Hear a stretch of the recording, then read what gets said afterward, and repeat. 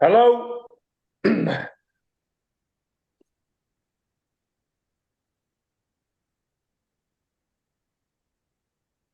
Hello and welcome back to another live here at Views from the Bullens, and we are currently live on YouTube. If you haven't already, please subscribe to the channel and give this video a like, and all our other previous videos a like. It'd be much appreciated here over at the channel. Something different tonight. Obviously, we face Leicester City at the King Power Stadium tomorrow, 3 o'clock. An absolutely massive fixture for Sean Dyche and Everton Football Club, joined by the Bobble and Steve Kelly for this one. Bobble, Leicester City.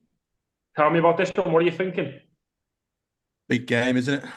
It's a big game for the manager. It's a big game for the players. It's a big game for the football club at the start of the season. You look at these sort of fixtures, with all due respect, the likes of Leicester, Bournemouth, Nottingham Forest, Ipswich, Southampton, and you have to get points against these teams. You have to. Even more so after the start that we've had to the season. Obviously, the start to the season has been nothing short of horrendous. There's no hiding from that. So, yeah, we need to go there and get something. And ultimately, we can't afford to give, Leicester 3 points and there's nothing. I'm not saying it is a 6-pointer because we're still very, very early on in the season, but it is. It has the feeling of it, doesn't it? It really, really doesn't. You can't start a season or give teams head starts. You simply can't, or else you're playing catch up. And excuse me, I always think when Leicester went down a couple of seasons ago, they started the season really, really poorly. And you would argue they had some quality operators in their team. They had Yuri Tielemans, James Maddison, Harvey Barnes. They even had like a veteran in Johnny Evans, who was still a decent centre half at the time. And they started really, really slowly, Leicester, and they got found out. So we've got to go there tomorrow and, in my opinion, at the minimum, avoid defeat. Yeah, we've got some issues off the pitch in terms of an illness, a couple of illnesses going around. That's not ideal. Idrissa Gana Gueye's obviously got a family bereavement. His father's passed away. And obviously we send our condolences to him and his family. The flu, the virus that's going around has come around at a bad time for us. There's no doubt about that. Vitaly Mykolenko was the first player to suffer with it, and he is still kind of suffering with it. James Garner's then picked it up. Dominic Calvert-Lewin picked it up. Jack Harrison then missed a day's training with it as well. So it's not ideal. It's really, really not. It's bad timing, but we've got to look beyond it. I'm not one of those Evertonians that looks for excuses. I don't look at bad refereeing decisions. I don't look at illnesses or injuries. I'm all about controlling the controllables. And I still feel Everton have enough in the tank and have enough in the team to go to Leicester. And let's be honest, Ben. This isn't a fantastic Leicester team. This is a subpar Leicester team. They're not particularly great. Their back four is championship, really, if we're being brutally honest. Okay midfielders in Skip and Winks. They're okay. Nothing to write home about. A 37-year-old Jamie Vardy. Yeah, he's decent, still knows where the back of the net is, but he's coming to the end of his career. We shouldn't fear Leicester. That's what I'm trying to get at. We shouldn't be fearing them. So for me, it's a huge game for Sean Dyche. He's got to get us back to basics. He's got to make us tough to beat. He's got to frustrate Leicester. They're going to smell blood. I'm not. We shouldn't hide from that. They will smell blood, Leicester. But we've got to go there at the King Power Stadium, keep it tight, take the crowd away, do what we were so good at last season. That will stifle the game, make teams frustrated, and use our strengths, and that is, let's be honest, set pieces. And our set pieces this season, especially defensively as well, they've been absolutely horrific compared to what they were last season at times. So yeah, I'm still of the belief, Ben, regardless of the bug going around, regardless of a couple of people missing, the likes of Idrissa Gana Gueye and so on, I still think Everton should have more than enough to go there and avoid defeat for me. Steve, obviously the Bobble's touched on a few injuries, a few missing absentees, through illness. Is there enough in that squad and first 11 that Sean Dyche is going to pick to get the 3 points that Everton most desperately need? Yeah, I believe there is. I think the players that are out, if we look at it from a team that started the Premier League season, it's only really probably Idrissa Gana Gueye and potentially, obviously, Jack Harrison. I know there's been talk Jack Harrison's 50-50 for tomorrow as well, but obviously James Garner didn't start the season. Seamus Coleman didn't even actually start the season day one. Jared Brownfoot, Nathan Patterson, obviously they've been long-term injuries as well. So I still believe we've got enough to go there and get all 3 points. Like Bobble said, these are not a good Leicester. This isn't a very good Leicester side. If you actually have a look at the Leicester side that got relegated, that was actually a very good team. It had obviously some top players in there who moved on to bigger clubs as well. Obviously Youri Tielemans, James Maddison, Harvey Barnes. But if you actually have a look this season as well, they've conceded a goal in every game. The defence is there to be getting at. I'm not really convinced by the defence or even the central midfield. I think the midfield's neat and tidy, but it's obviously bar probably Ndidi. They haven't really got any legs in there. I know Ndidi has started the season very well, actually, for Leicester. Probably been one of their highest performance players along with Vardy. But I think from Everton's point of view, they've just got to... I think we just got to dig in. Tomorrow it's all about digging in and taking the game to Leicester, because I looked at actually Leicester's... I know a lot's been said in the last couple of days about possession stats, etc. Obviously, Leicester actually, I think, outperformed Villa for possession at home when Leicester played them at home, so they're not scared to get on the ball. But I do believe, I am not confident going into tomorrow, but I think we'll get a result.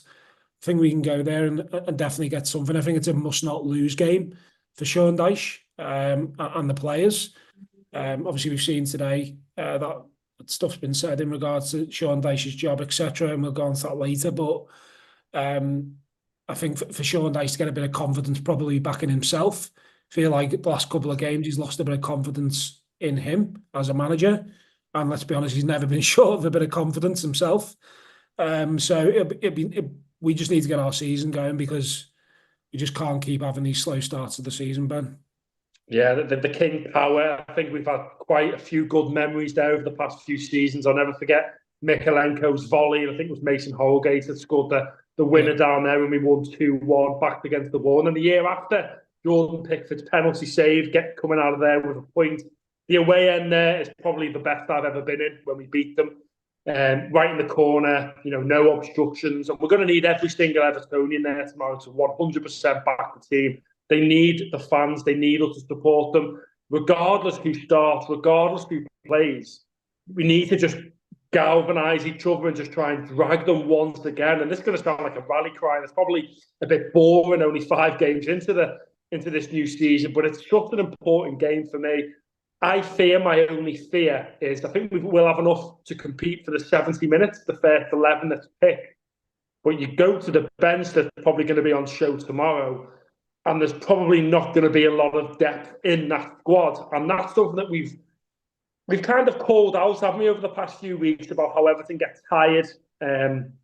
We allow the other team to actually have possession. We did against Southampton. We allowed them to have 75% possession and then try to counter-attack them. That's Everton's game. Maybe that's why we're finding ourselves, being a bit leggy on the 75th minute. You burn a lot more energy chasing the ball than actually having it, and obviously haven't been able to retain the football. So Sean Dyche has got to find a way. Look, people say I'm Sean Dyche's lover child and all sorts, but he's got to find a way. All that credit in the bank from last season. We're talking about the here and now. You can't. We've lost 4 on the bounce, 5 if you include obviously the cup. We've gone out the cup in shocking fashion. We've conceded 13 league goals. He's got to find a way. He's got to structurally make us sound. Go back to your basics. It's not going to be pretty. We're not going to suddenly become this Manchester City 75% domination possession base. That's not going to happen. What I want to see is a bit of fight. A bit of fight from the manager, a bit of fight from the players, a bit of grit and determination. I spoke about it before. Pull your socks up and get stuck in. Give them travelling blues, something to get behind. You'll be very surprised how Everton fans react, even getting the corner, because we know how good we are from set pieces. To try and play football in their half, if we're going to press as a unit, because again, something so small and so minimal can get that reaction that the crowd needs. And let's get it right. Leicester fans, don't know if people have been there before. They've got the spinners, they think. It's a bit of a epoxy championship club. They say that who shit are when the keeper kicks the ball. I hate all that. So I'd love to go there and get 3 points. But tomorrow, Bobble, Sean Dyche, pressure's on. Yeah, it is. And again, like I've said previously, yes, we have some injuries. Yes, we have an illness going around the camp right now, but there is no excuses. There's simply no excuses. You can't have excuses when you've started the season so poorly. And look, he doesn't mean, I'm not backing Sean Dyche, but Sean Dyche won't be using it as an excuse. He's got to go out there and avoid defeat. For a lot of Evertonians, he's got to go there and get a victory. But I think a point would be a step in the right direction, because it would be a small step. It'd have stopped the rot. And that's what he's got to do first and foremost. He's got to stop the rot. And at the moment, he's been unable to stop the rot. He seems to just be unable to stop the slide. And I always think managers of a certain ilk, like a Sean Dyche, the first thing they do is they go back to basics. They make you structurally sound, defensively sound, and they grind something out for you. So then you then have a platform and a foundation to then build off for the next game. And he's been completely unable to achieve that. So he's got to go there tomorrow with a game plan. Look, and we all know what the game plan's probably going to be. It's going to be about keeping it tight, taking the crowd away, be structurally sound, be a tough nut to crack, frustrate Leicester. But we've also got to remember, this isn't a particularly fantastic Leicester team. And that's not me being disrespectful, but it's not. This is a team that will be fighting relegation all season and have been tipped to be relegated by a lot of people. So whilst we've got to respect Leicester, of course we do, we've got enough in our armoury to hurt them. The likes of Dwight McNeil is not ill. Iliman Ndiaye is not ill. Dominic Calvert-Lewin came through training absolutely fine today, and he is set to travel. Jack Harrison appears to be over his illness, so he may be travelling as well. Abdoulaye Doucouré is okay. So when you start reeling it off, there's more than enough going forward to hurt Leicester. There's more than enough. A subpar Crystal Palace, who have started the season very, very poorly as well. They scored 2 against Leicester, and they arguably could have scored 3 or 4 based on the chances that they had. Yes, they have got Eze in their team, but nevertheless, they are still scoring. And, like I say, Leicester are leaking goals as well. So for me, there are no excuses. Of course, there are circumstantial reasons behind maybe why the team selection will be what it is tomorrow, and you'll see tomorrow. But nevertheless, we've got to go there and get something. There's no doubt about it. Sean Dyche is no longer in any position, and nor are the team, nor the players, Ben. We're not in any position just to, kiss a game goodbye and think, well, we're short-staffed, so we're going to have to just pass this one by. We're not in any position to do that now. We are where we are. We've got to go down to the King Power Stadium tomorrow and show what we're all about. We've got to show some character. That's what we've got to see now. We've got to see character. And if we do go 1-0 down, we've got to puff our chests out and not concede a quick one again and go 2-0 down and let the game go away from us very, very quickly. We've got to hang in the game, and we've got to completely get some confidence from somewhere. Whether it's a bit of magic, we need a player to step up, really. Because I think at the start of this season, I don't know if you pair agree, I think there's been some huge moments in games where you look around and you look for a leader. You look for that man in that 11 to kind of say, I'm going to calm it down for 5. I'm going to get a grip of the game.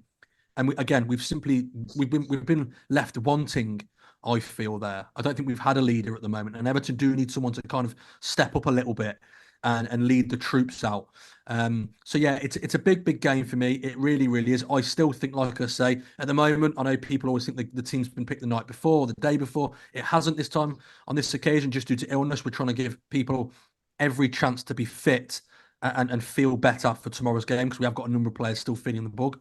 But I still think, like I say, whatever 11 trots out at the King Power Stadium, I still feel like we should have enough to get something from the game. Steve, I want to bring you in on this one. A lot of discussion around the midfield, especially in the central midfield.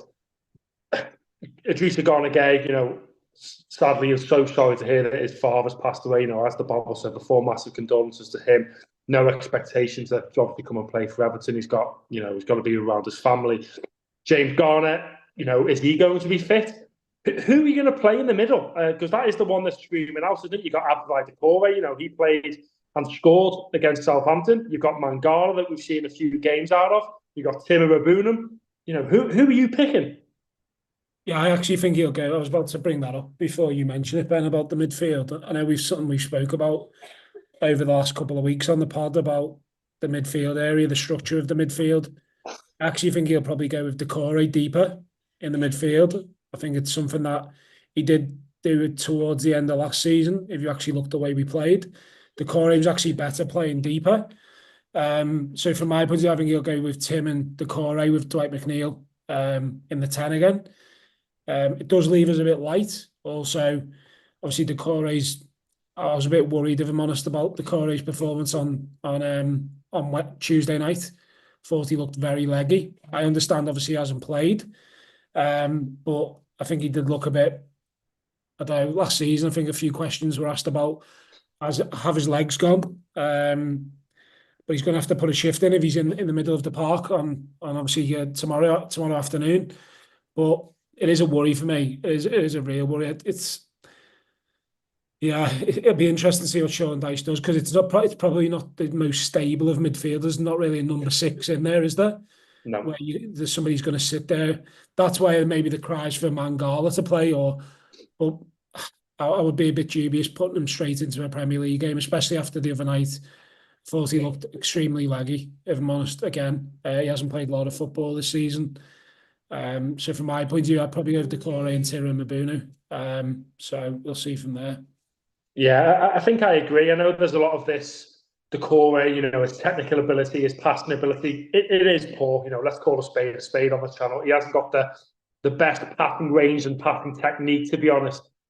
But the stats without when Doucouré doesn't play for Everton, and this is since Carlo Ancelotti's been at the football club, Everton tend to lose games when Abdoulaye Doucouré is not playing, which comes as a big surprise. I think we actually win a lot more games when Doucouré is actually playing in the team.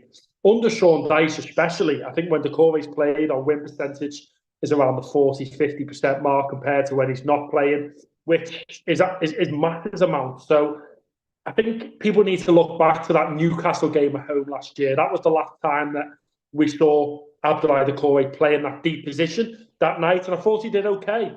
You're not going to get your range of passing, you're not going to get your long balls, but what you are going to get is a bit of athleticism, a bit of legs, a bit of a nuisance and a bit of persistence. And what he does do, and he does do quite well, is he's normally structurally sound. He's a seasoned veteran. He's been around the Premier League for a number of years. The fingers crossed, Doucouré and Tim. I think that's what I'd go for as well, Steve. I think it'd be them two. Dwight McNeil just ahead. You obviously got Mangala on the bench just in case anything happens, if they need a break. Maybe Mangala can come on for the last 20 minutes. But another position, Steve, I'll bring you back in before you go back to the bubble. The full-back area. Obviously, no current, fit right backs, to be honest. We've got, Ashley Young who can play there. We've got a young lad, Roman Dixon. Who would you play where? Vitaly Mykolenko's of course 50-50 as well. He's been ill the past week. What would you do in that position? Yeah, I imagine Mykolenko will play. Obviously, he was the first to get the bug that was going around the squad. So I fully expect Mykolenko to play. I think he will personally go with Ashley Young tomorrow. Do you agree with that? Probably, yeah. Yeah, I would. Even though I thought Roman Dixon was a bit of a highlight from the other night, thought he did well. I just don't know if it's the right time to be throwing in a young lad into the firing line. And Leicester have got some really good wide players. Actually, if you look at the squad, they've got some decent pace out wide. And I thought on Tuesday, especially near the end of the game, I thought Southampton targeted Dixon as well and tried getting around him. He got booked, if you think about it, for the goal as well. Yeah.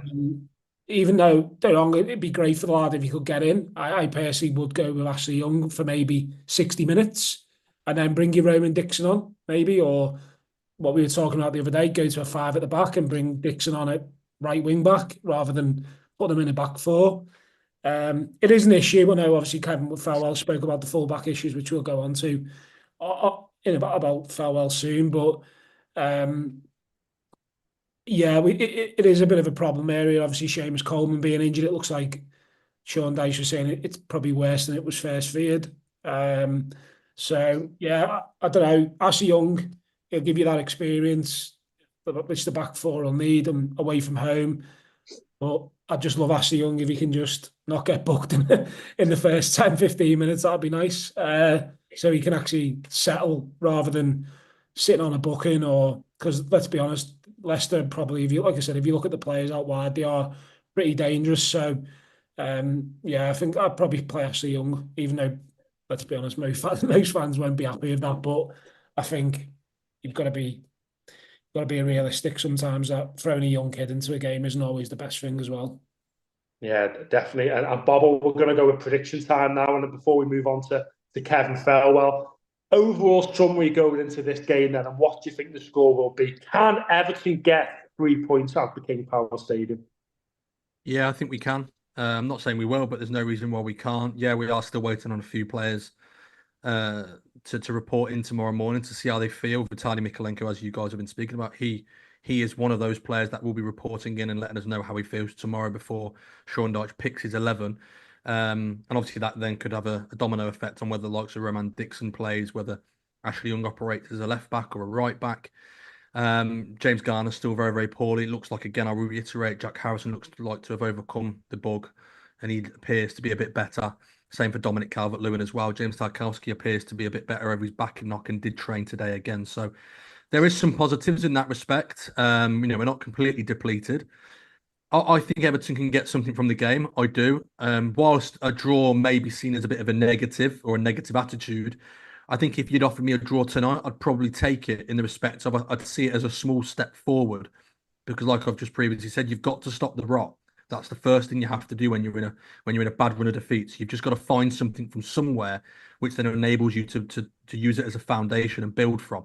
And if you offered me 4 points from Leicester City and Crystal Palace right now, obviously Crystal Palace is our next game after Leicester, I would take 4 points. I'd be quite satisfied with that. I'd be pretty satisfied at the start of the season with 4 points, let alone where we are right now. So yeah, it's one game at a time at the moment for Sean Dyche and for us fans at the moment. I think that's how it should be, given what's gone before us. But I do think Everton can go there and get something. I really, really do. In previous seasons under Sean Dyche or previous games, I've always said the first goal is massive. But obviously, over the last 2 games, we've scored twice first, and been defeated. So for me, I'm going to go a 1-1 draw. Steve, summarise what you're thinking going into this one on a score prediction.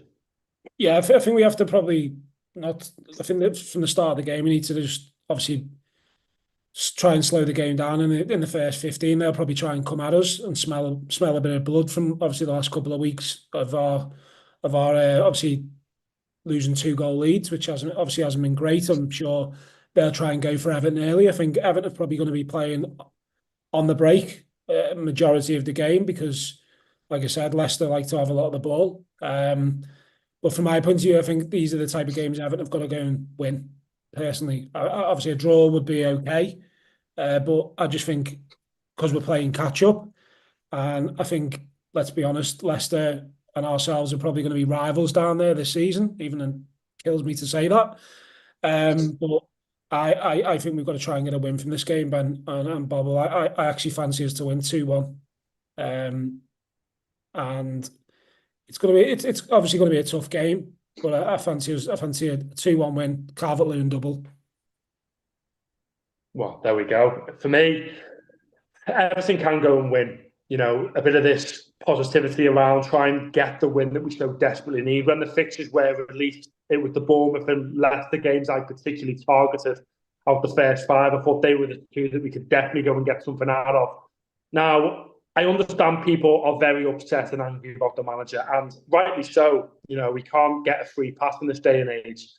But as soon as that ball's kicked, we need to try and forget about all the negativity and all the stuff. He's here. He's the Everton manager. It is what it is.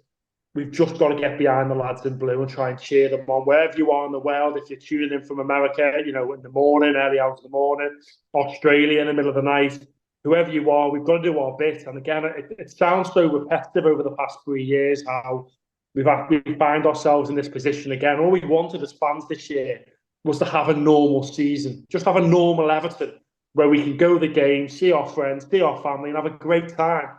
And we find ourselves now in middle of September, already worried sick and checking other teams' scores out. I already am, and I hate saying it because I am. I'm looking at who the likes of Leicester are playing. I'm looking at the likes of Southampton. I'm looking at teams around us thinking, where are they going to get points? And I hate doing it. And it started so early. But, let's try and get a bit of positivity. If we can get some sort of momentum, if we can go there and win, it would really kickstart our season. A bit like the Brentford game last year when we went to Brentford away, won 3-1. No one expected it. And, we went from there. I personally think, and I'm going to go for a Desmond, 2-2. Yeah. Both teams like to concede. Both teams have got flaky defences. Few injuries for us there at the back. I can see it 2-2. They repeated the fixture a couple of seasons ago.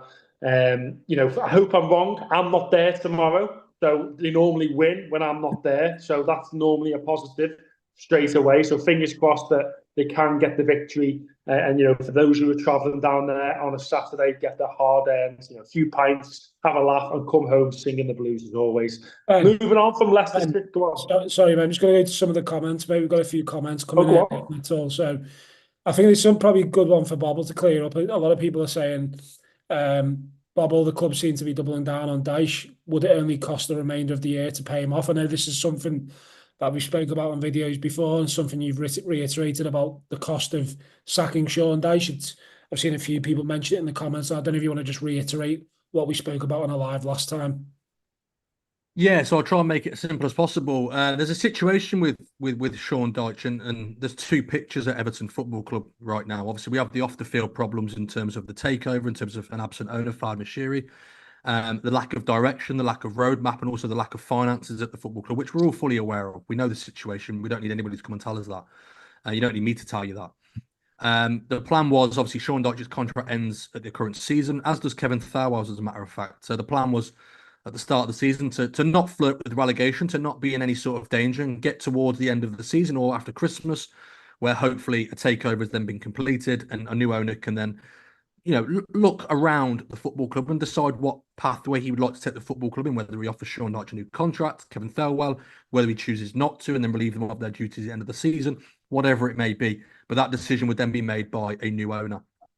The issue at the moment is, obviously, with nothing still agreed, nothing in place, and we're now kind of hitting the point where you start to think, wow, okay, we started the season very, very poorly and not worried about relegation yet because it's still very early, but it will come to a fall, won't it, very quickly, where you think, right, are we going to have to make a decision here? The issue then is we have an absent owner, and the plan is, if you sack Sean Dyche, it's going to cost us a considerable amount of money. It's not just Sean Dyche, remember, we have Ian Woan, Steve Stone, and Billy Mercer. They're the four, obviously including Sean Dyche. So there's the four that you'd have to pay off. Now, obviously, all their contracts end at the current season, but there is a small clause in there as well, which isn't ideal for the football club. So you then have to pay those four off. Not to mention, what pathway then do you want to go down? Do you want a short-term manager, which is probably going to be your only option, because obviously we have no roadmap from up above, from the likes of Fahd Moshiri, because he's ready to leave the football club. So who do you go for? Obviously, the big picture right now is the one that people just keep saying is David Moyes, and that's obviously the easy answer right now because he's without a job.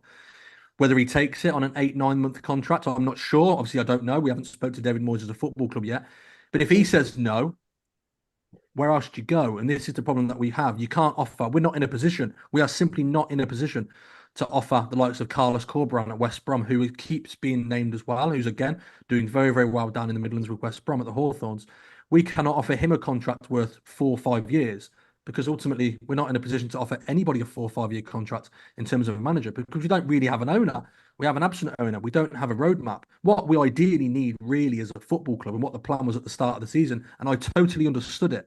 The plan was to get to after Christmas, toward the latter end of the season, safe, in a good position, healthy, around 13th, having a half-decent season in the respect of we're not flirting with relegation. Then we can assess it with a new owner in place. And that new owner can then look at it and think, well, Sean Dyche has done well this season. He's made us hard to beat. He's made us solid. But as we step into Bromley Moor at the start of the next season, I'd like us to go down this route and play this way. And I'm going to sign a manager on a 5-year contract and have a 5-year plan with that manager.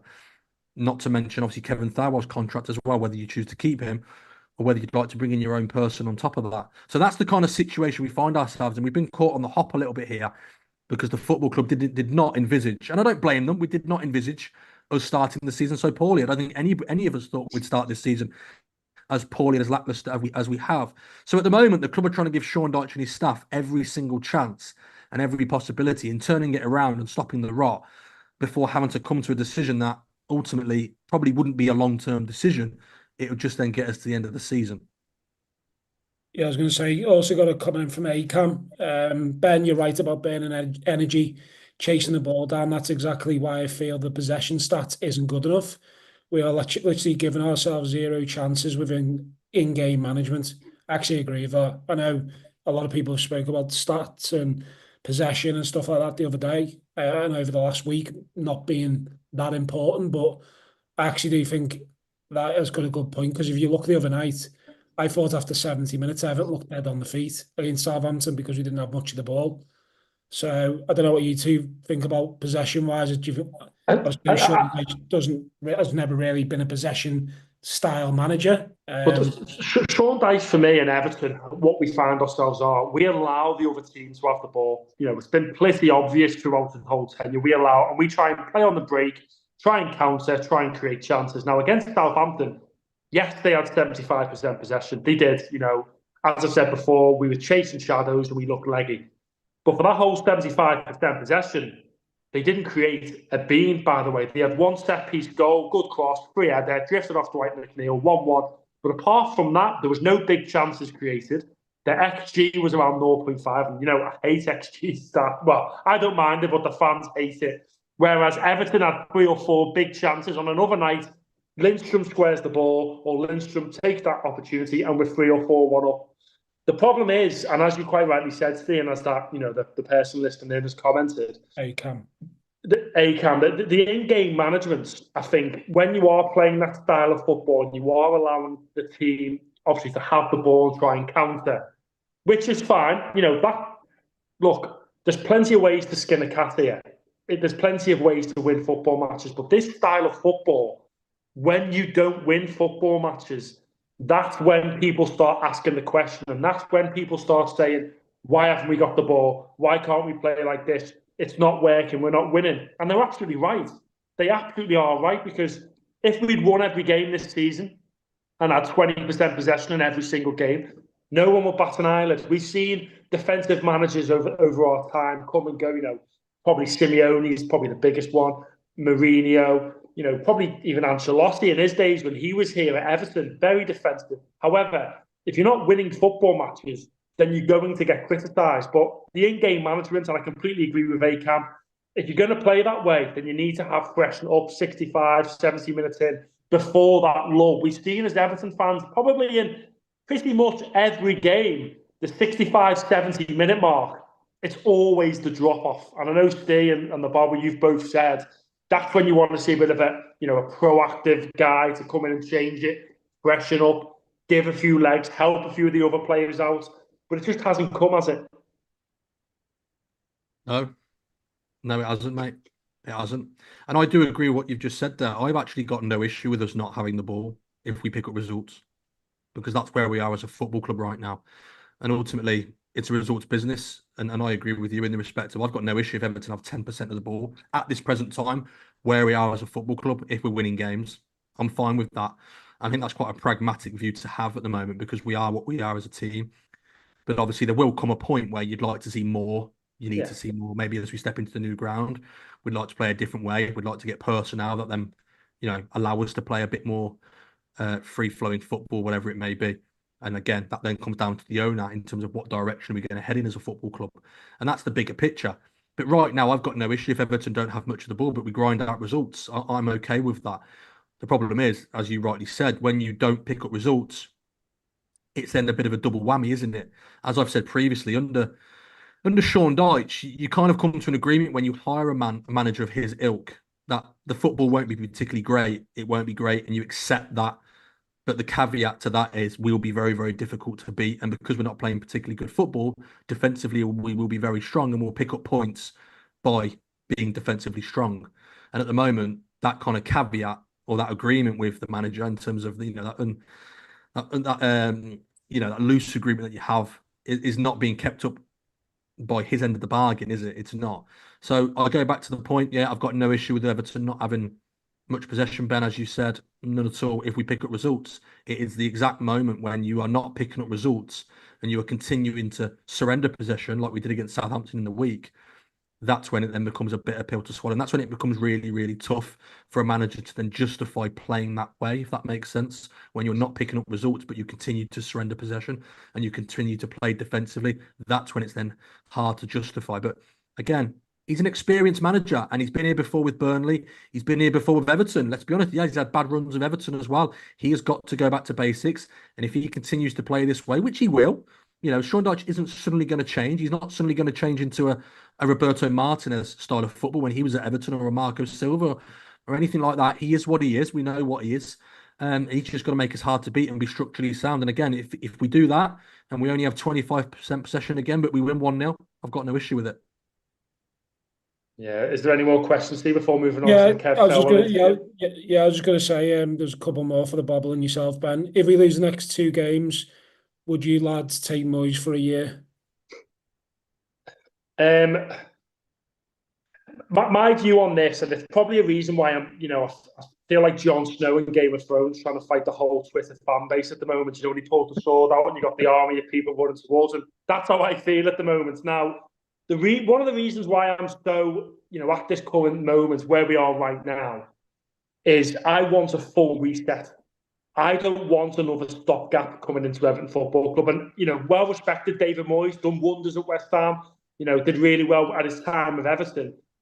I just feel like he might be another stopgap manager. Now, if I want to see a full reset, I want to see free-flowing football. I want to see possession-based football. I want to see Everton on the front foot. Now, David Moyes is not a front foot manager. He's not. And he'll probably say that himself.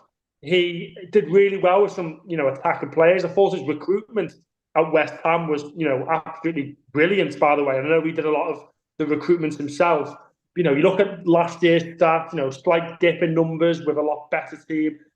If Everton are going to pull the plug on Sean Dyche, and there will come a point, I think in the next 3 games, if Everton fail to beat Leicester, Palace, Newcastle, then it's panic stations, even for me. I think that's probably the point where, enough's enough. You're 7 games into the season, you're on 0 points, where your position then becomes untenable. If Everton are going to do it, then I want a full reset now. Go and get the next manager that's going to see Everton for the next 4 or 5 years. Grow a set and get out there and try and get that calibre of manager that's going to take us into Bramley-Moore Docks. Of course, the elephant in the room, by the way, is Farhad Moshiri, who has, within the past 8 years, he's got 9 managers. 9 managers. And they've been a mix of possession-based football. They've been a mix of defensive-based football. They've been a mix of, failing to look at set pieces. We've had everything, and everything's failed. So do you trust Farhad Moshiri to go and get the next man? Probably not. And I don't want to sit back and, Sean Dyche leaves the football club and we get a list from the Bobble and one of the media roundups on the Bullens View with the likes of Vita Pereira, Fabio Cannavaro. It petrifies me and it scares me. In an ideal world, and in my world, what I'd like to see, and this is my opinion, is that the Bobble said, you enter the full reset page next summer. That is the perfect time for the football club to reset, and you're gonna draw your managers. You're gonna set out your vision. You're probably gonna get a new director of football. You're gonna have a new owner of the football club. You're probably gonna have a new scouting system, and it allows us then to take these gambles with recruitment that we haven't been able to do for so long. Increase revenue, increase growth. Right now, where we are, it's not good at all. The finances, we'll get on to the Kev Farewell interview very shortly, but the finances are very limited. How can I describe it? Klarna FC springs to mind. Buy now, pay later. That is Everton Football Club right now, and it has really affected the football club going forward. We're spending 60% less than any other football club around us. Everton has spent £250 million over the past 5 years. Brighton has spent basically that this summer. How can you compete? How can you improve? It's a catch-22, and as the Bobble said, I keep on stealing this catchphrase. You're a rock between rock and a hard place in the middle. Which direction do you go? I'll bring the Bobble back in on that. What would you do? Bobble, well, it's interesting, isn't it? Just to go in with that question as well, there's to just probably answer 2 questions at once for you. Does the Bobble think Everton would actually sack Dyche if we lose tomorrow? I'll answer the first one and I'll come on to that second if that's all right. It's interesting because I can see James has put in the comments there, get David Weir and Lee Carsley in. Now, there'd be 2 really, really astute signings in terms of in their roles. But what are you selling them right now? That's the issue, and that's what I'm trying to get at. We can't sell them a 5-year contract. We can't tell them this is going to be the roadmap because ultimately we don't have an owner to do that for us. We don't have an owner to lay out the plan and the roadmap to say this is where we're going as a football club, and would like you to take us there over the 5-year plan. That is the problem. So what direction are we going in? We don't know until we get someone right at the top who's above Kevin Thowell, above the current temporary board, which is still there, of course. What is my opinion? Ultimately, it's crazy, isn't it? Because normally in a relegation fight, you pick Sean Dyche. You'd pick that sort of manager to keep you up, which is crazy. Yeah, you'd pick a Sam Allardyce, you'd pick a Sean Dyche. They're the sort of managers that don't normally take managers down. The issue is it's a results business, and that's the be all and end all. And at the end of the day, if Sean Dyche continues to fail to get results, he has to be shown the door, because Everton, whilst people may look at it and go, well, we can't afford to sack the manager, we can't afford to make a change, Everton simply can't afford to get relegated. That is the be all and end all. So it is a results business. I don't think it was right to. I think if you were going to sack Dyche now, I think the time to sack him would have been after Bournemouth. That would have been probably the time at the moment. After Aston Villa, that wasn't really the time, because you're not really expected to go to Aston Villa and get something. They're a Champions League team. And there was some positives coming out of Villa Park. Yes, we'd surrendered a 2-goal lead, but there were some positives. And I think that would have been a bit harsh to sack him after Aston Villa, regardless of the manner of that sort of defeat. And I also don't think sacking him after Southampton the week was probably the right time either, simply because it was Everton had made, 10 changes, and we lost on penalties. I don't think that was the right time. Don't get me wrong, losing tomorrow, that would be a huge blow for him. Huge blow. But as I previously said, the club have been caught on the hop here. They really, really have. Would I be against David Moyes coming in if Sean Dyche got relieved of his duties, say after tomorrow? No, I probably wouldn't be against it. No, I think he's still a good manager. I think he did a really, really sound job at West Ham. If you look at his record there, I think he finished 6th and 7th in his first 2 seasons, and then finished 14th in his final season, which was a poor season by his standards. But he did well at West Ham. That's fair to say. They might not have been happy with the style of football that he played, but overall, he did really, really well. Not to mention he won them a European competition, which was remarkable, against a really, really good Fiorentina team. And he got to the semi-finals, I think, the year before, the year after as well. So he did really, really well, to be fair to him. You've got to look at the facts. He did very, very well. He got them competing.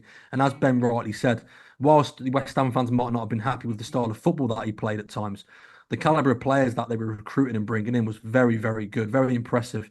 And you only have to listen to Declan Rice talk about David Moyes and how he, gets his team fired up in the dressing room and how well structured they are at times. So, yeah, I would understand the logic by bringing in David Moyes, should you relieve Sean Dyche of his duties. I would fully understand it. Whether David Moyes would take it over the next 8-9 months, I don't know. And like I previously said, we haven't even approached any manager at the moment. So that is me just throwing it out there. I'm not sure. He did take an 8-month role, 9-month role at West Ham, but his stock was a lot lower then. He needed to take a gamble on a football club, because ultimately his personal stock was on the floor.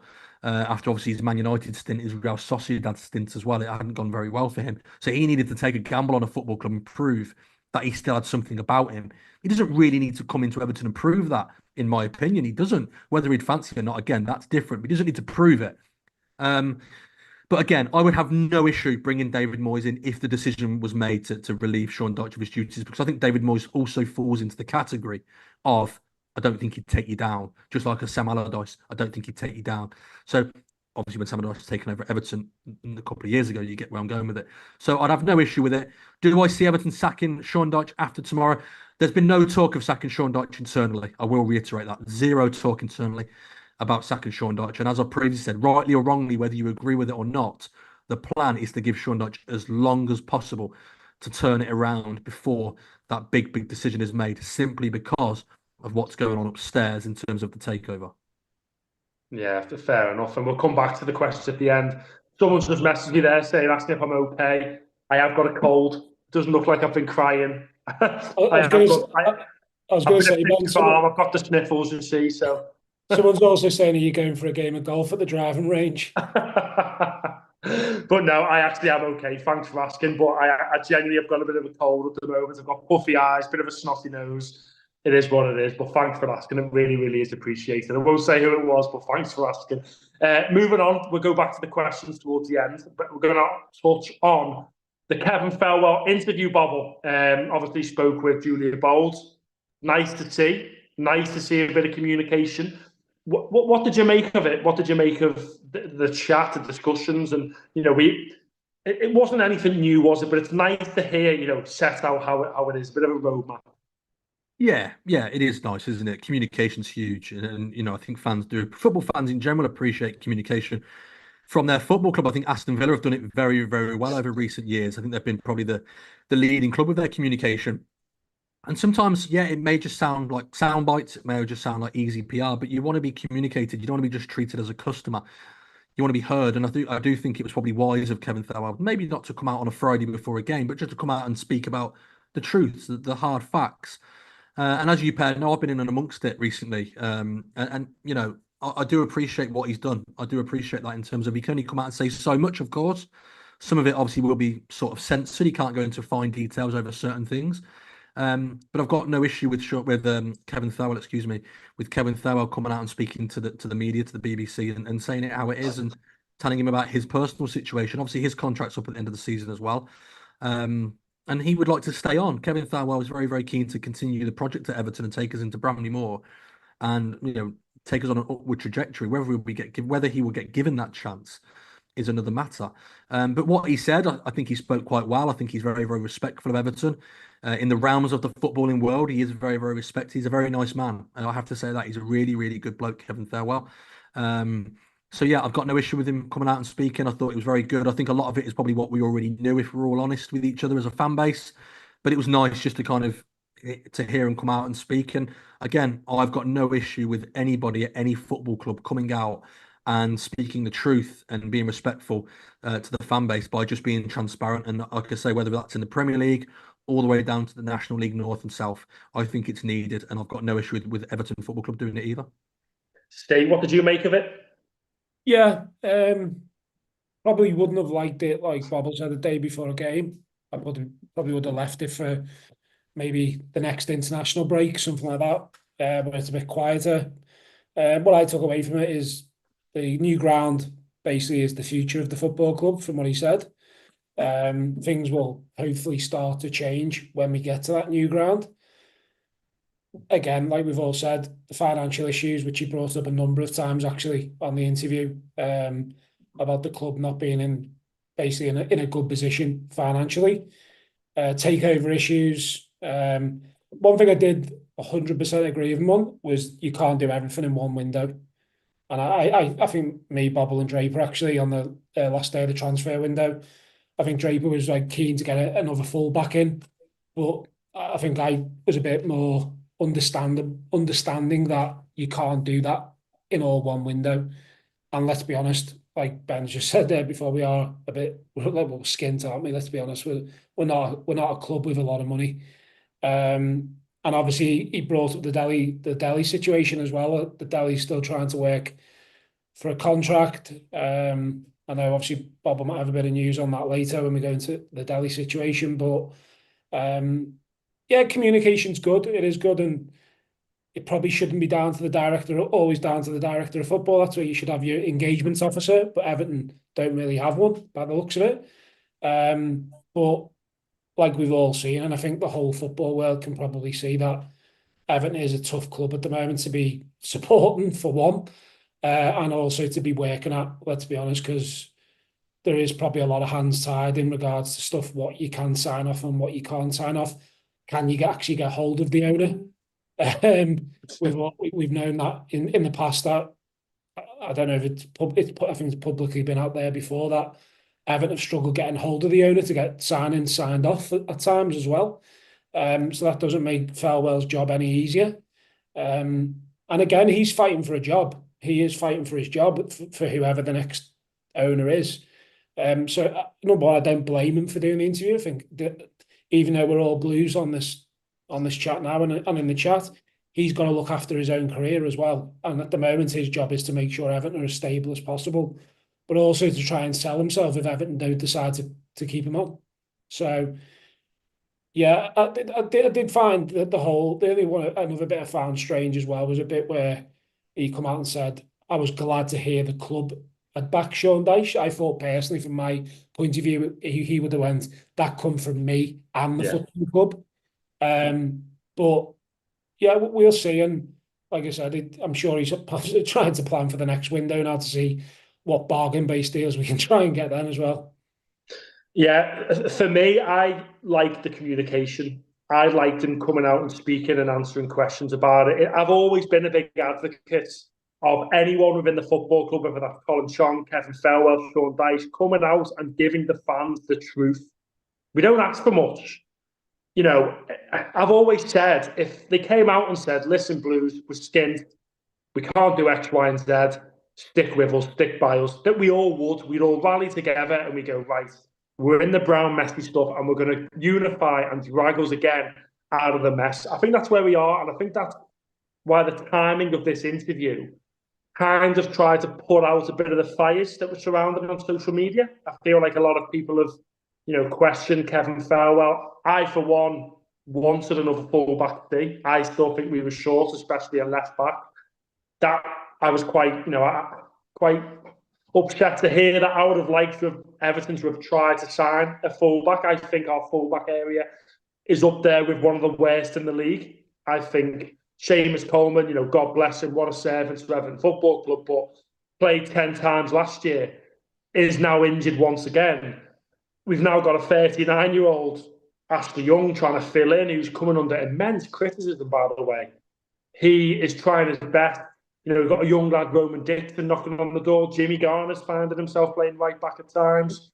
On the left-hand side, if Mykolenko goes down, there's no one. There's no one to, as the Bobble said in the summer, Ashley Young is supposed to be your replacement left-back, and he's finding himself playing right back because there's no Nathan Patterson or Seamus Coleman. So it's hard, 39 years of age playing Premier League football.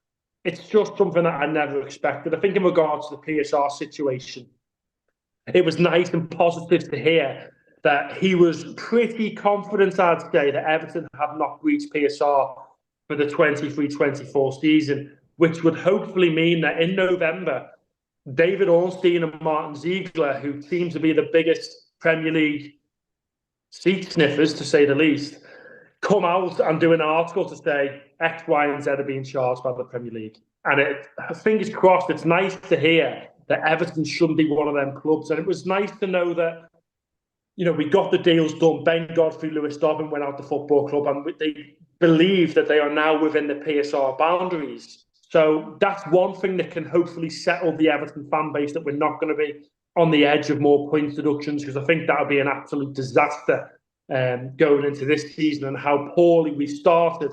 But overall, I like communication. It was good to see. Julio asked some really good questions, and it's nice to hear a bit of clarity. And it's something that I want the club to do more on other platforms. Use people, use whatever platforms are out there. Use, not the fan channels. Don't use here. I probably wouldn't want to sit down and talk to me either. But use any fan channel, use any sort of platform to help. Just put out a few of the fires, because we are a fan base that is completely split at the moment. We've seen it with the in-house fighting, some name calling, which I don't agree with. But ultimately, football's all about opinions. And unless you think about the bigger picture at times, and if you don't know the bigger picture, then your opinion might change. For example, how short of cash that the club are. People might say we should have signed a winger. Why didn't we sign a winger? I'm so angry about that. And let's get that right. We didn't have the funds to get them deals over the line. And Kev addressed it with the cash flow issues, unable to get hold of the owner at times.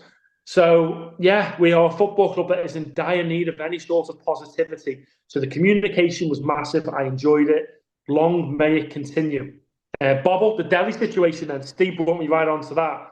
Delhi still training, no contract offer as of yet. He mentioned Kev Farewell in that interview that they now have the agreement with Tottenham, which we all knew anyway. Where's this one up to?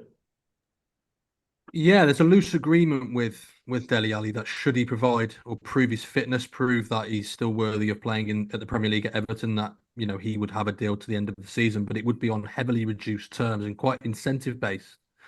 Dele is still training with the first team. He has had setbacks along the way, minor niggles and that. So we are treating him with caution. He's being very, very careful. So he dips in and out of training. He's still a number of weeks away from being considered at the moment. Obviously, there was talk of a bounce game which is classed as a behind closed door games for those that maybe are not aware. That never happened for Dele just due to a bit of a niggle on him. So yeah, there's been no decision at the moment, and obviously we're heading into the latter end of September. And again, should Everton wish to offer him that terms, it would be to the end of the season. There is also, if Everton want to earn money on Dele Alli, and that also needs to be considered. I've seen a few people suggest signing to a contract, get him playing, and then sell him in the summer. Everton would then have to pay Tottenham a considerable amount to do that. So that doesn't really work. It's just not really going to happen if you're going to want to go down that route. So, yeah, at the moment, no real change to Dele Alli.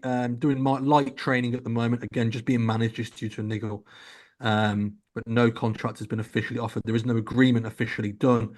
But they do talk to Dele, and Dele is fully aware of the situation. At the moment, he is training for Everton in terms of he's not earning a penny. I think that also needs to be remembered. He's not earning a wage at Everton. Yes, in respect of, is he using our resources and stuff? Of course he is. He's using our medical department and things like that. But yeah, we've got one eye on Dele, and the football club's thought process with Dele is they just want to make sure that they're not missing something with him in respect of, if we make a decision and say, right, we're not going to, say in the summer, we're going to let him go now, and then he went to, say, an Ipswich or a Nottingham Forest or whoever it may be, and then was back fit and looked quite lively and looked pretty decent, Everton felt that they may have missed a trick. So Everton just wanted to make sure, and Dele was more than happy to do this, by the way, and stick around at Finch Farm and continue, because he does feel very, very settled in the Northwest.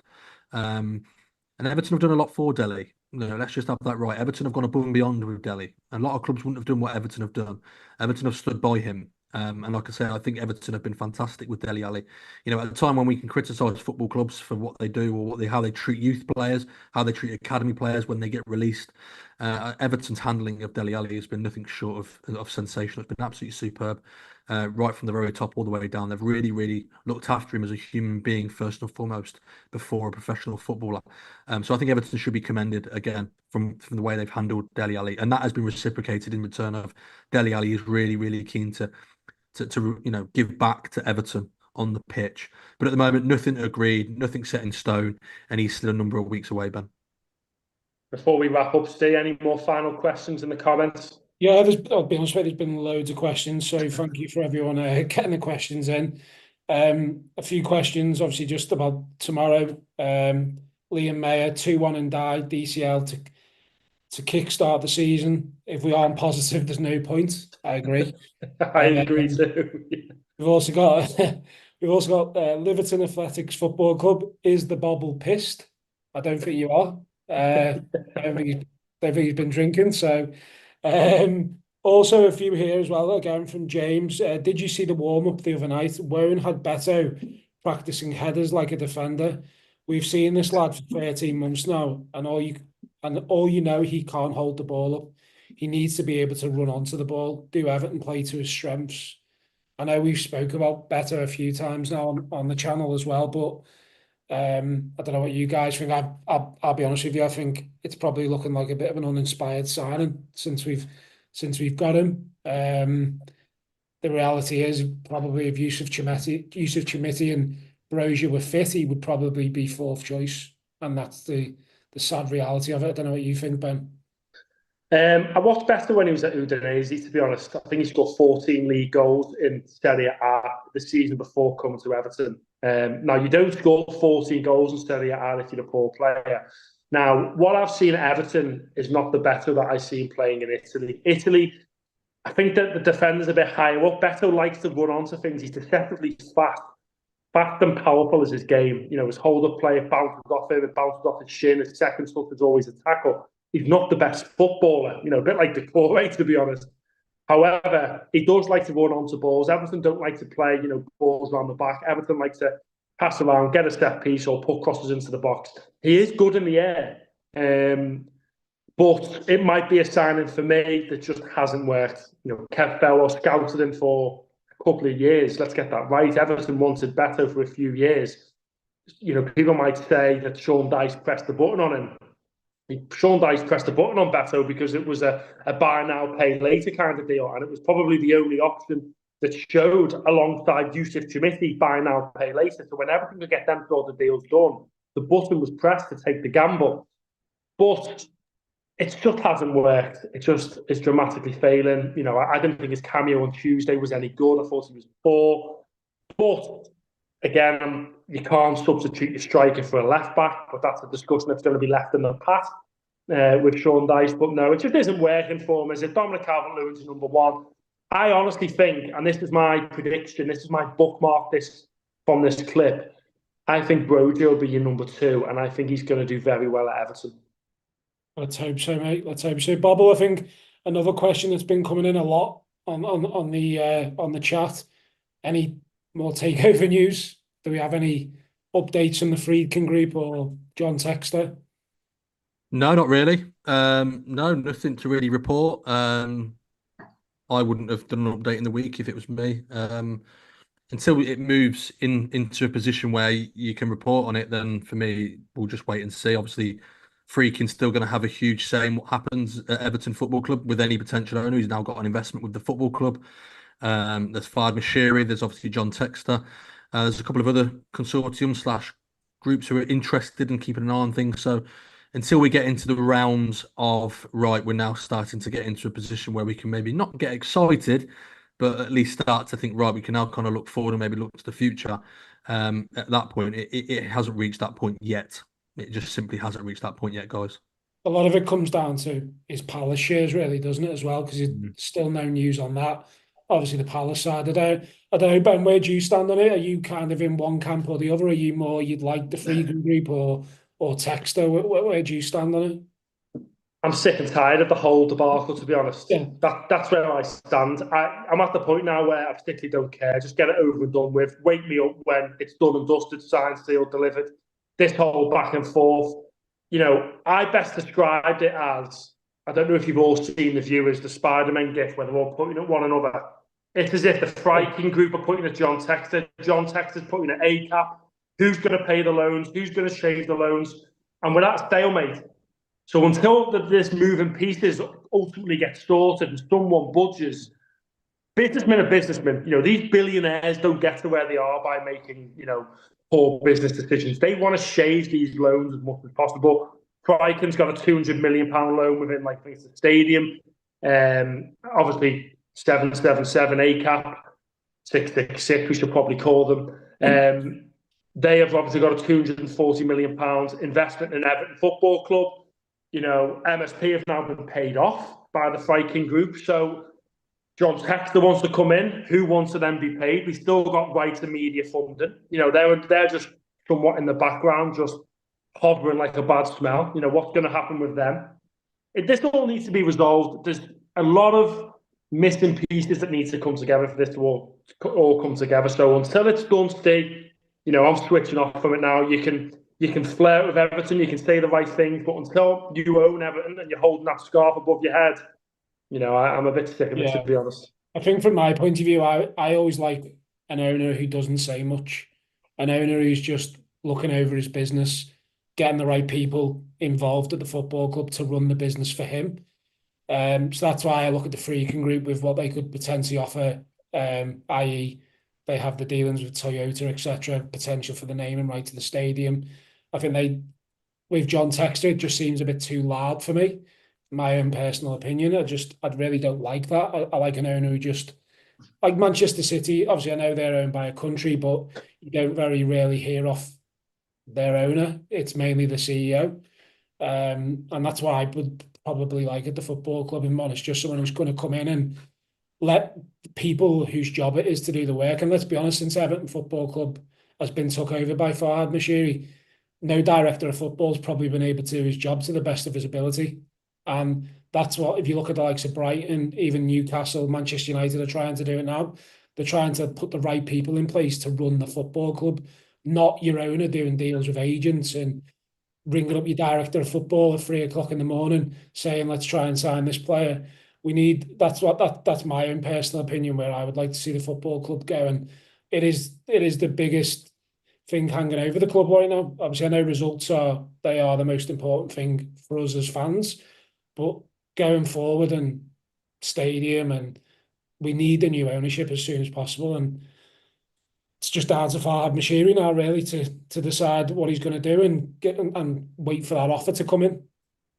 Yeah, a full reset and get football personnel into the football club. I know someone mentioned David Weir before. You know, David Weir was asked to come back to Everton, many years ago, and basically said, "Why on earth would I leave this model to come up there?" And you don't blame him. You really can't blame him. Everton are an attractive proposition right now for anyone, and it kills me to say, because this football club should be fighting for Premier Leagues, fighting for European trophies, but we've been absolutely run into the ground by a bit of a madman, which is.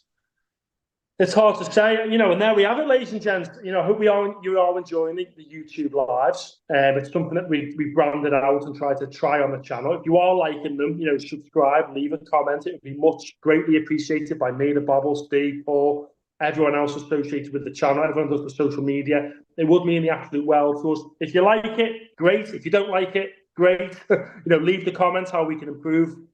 You know, there's loads more of these podcasts over on our Patreon channel. The link will be in the comments section. So if you do want to give us a listen or tune into a bit more of the Bobble talking, I think someone described him on social media as the one with the glasses and the grey hoodie, which is Alan Stubbs as well, Ben. Alan Stubbs on a Monday as well. Yeah, Stubbs here on a Monday. I've already tried to flirt with him on an 8-month contract at Everton, but he likes his darts in the studio too much. But if you are enjoying the content, you know, join us on the Patreon, give us a try. If you hate it after the first week, you can always leave.